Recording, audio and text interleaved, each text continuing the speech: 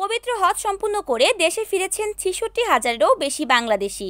অন্যদিকে চলতি বছর হজে গিয়ে এ পর্যন্ত ৪৩ বাংলাদেশির মৃত্যু হয়েছে। হজ পালনকালে বিভিন্ন সময়ে মক্কা, মদিনা, জেদ্দা ও আরাফায় মারা যান তারা। রবিবার হজ সম্পর্কিত সর্বশেষ বুলেটিনে এ তথ্য জানানো হয়েছে। Airlines civil aviation authority of Bangladesh Hajj office Dhaka ও সৌদি আরবের সূত্রে হজ বুলেটিনের আইটি হেল্প ডেস্ক জানিয়েছে, শনিবার দিবাগত রাত ৩টা নাগাদ দেশে প্রত্যাবর্তনকারী হাজির সংখ্যা ৬৬,৩৬২ জন। এর মধ্যে সরকারি মাধ্যমে দেশে ফিরেছেন ৫,০০৭ জন। এছাড়া বেসরকারি ব্যবস্থাপনায় আরও ৬১,৩৩৫ জন হাজি দেশে ফিরেছেন।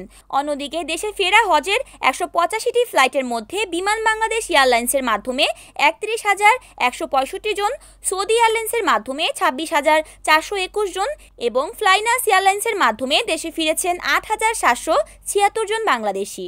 এদিকে চলতি বছর হজ পালন করতে গিয়ে এ পর্যন্ত মোট ৪৩ জন বাংলাদেশি মারা গেছেন।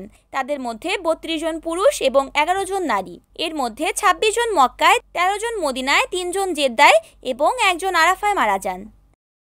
Desk news, Aruni Akter, NN TV.